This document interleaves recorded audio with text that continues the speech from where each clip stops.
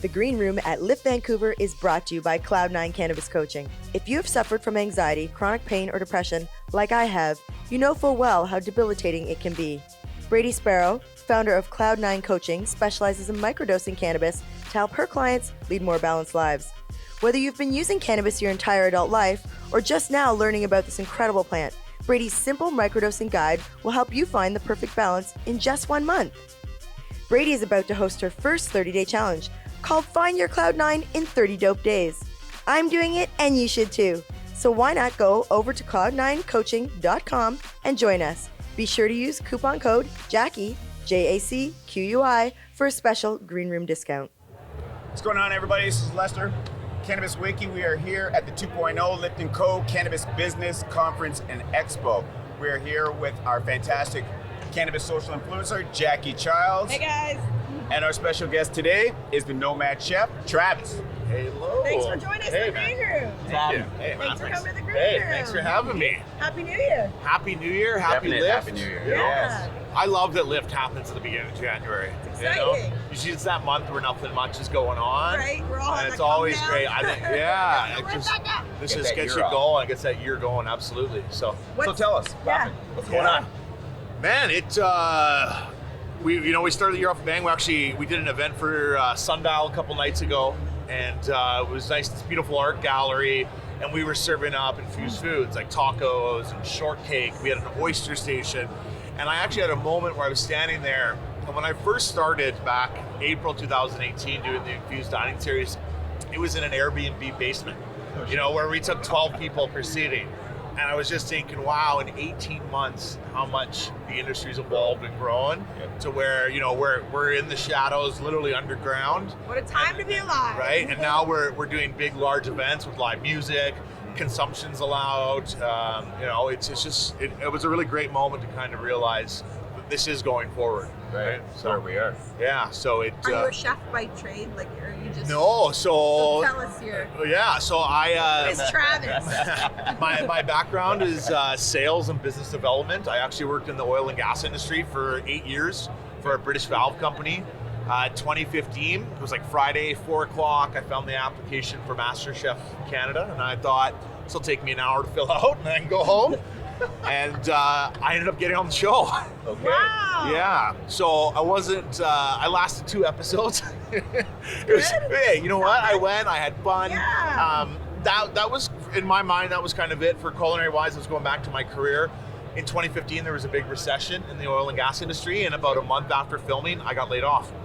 I was given a severance package, and I was like, you know what? I'm gonna do this. I'm gonna start up the Nomad Cook, and 4 years later, here we are. So Wow. Do you you have a book or something? Or I'm working on a cookbook right now. It's coming out in the summer. So, in the last 17 months, I served 3,100 Canadians their first infused dining experience. Whoa. Right? And 24% of the people that came out were first-time cannabis users. So it was really great to see. When I first started, I was thinking a lot of young 20-year-old males. That's probably my demographic. I couldn't have been any more wrong. My average age is 37. I'm 58% female. And again, a lot of first-time cannabis users. I So- bet 58%. those are the fun dinners. He's cute. Don't let Jackie make it. You gotta expect it. Right. It comes with the hard ones. Yeah. Right. So it's been great. I mean, I've got traveled coast to coast. I feel like I understand this country so much better now. There's no better time to get to know people than around a dinner table. And, I've had a couple venues we've worked at, just one comes to mind. You could also spend 2 days with them in Vancouver in an Airbnb. You get to know them. Sorry, go on. We did an event in an apple orchard in the summertime, and we didn't infuse the food. What we did was we paired the flour and concentrates. So we had a dab station set up, so you would dab and then eat the course. We'd have a strain come out. We'd match the terpenes in that strain to the food, and something like 42 people came out. It was such a fun night. Everyone was super lit by the end of it. But when it was time to end, we said, good night, everyone. Thanks for coming. Everyone got up, paid their bills, and left. And the people who own the orchard go, we did a cider pairing last week. We had to kick 3 people out. We had 2 people not pay their bills. And then it took us an hour and a half to get everyone to leave at the end of the night. They go, we love the cannabis crowd. Yeah. They're all polite and just like, okay, it's time to go, and wait for their cabs to come, and they just left. So what was your feedback from your patrons at that event? You know what? That event, they loved it. I felt it was a little gimmicky doing the, Pairing? the flower pairing, but it was still something new to everyone else. And it's people don't fully understand the power of terpenes and what terpenes are, and this was just a great way to sort of We're introduce it to them. hearing so much about terpenes this weekend. Yeah, We get nonstop from You know, everyone. I moved to Toronto for 5 months this year, last year, from April to about end of August, and that 5 months there changed the entire way that I cook and go through the process. Terpenes make up everything that I do now. You know, we can create your arc of how you're going to feel throughout a dinner by placing certain terpenes, right? Starting with limonene, ending with mercy.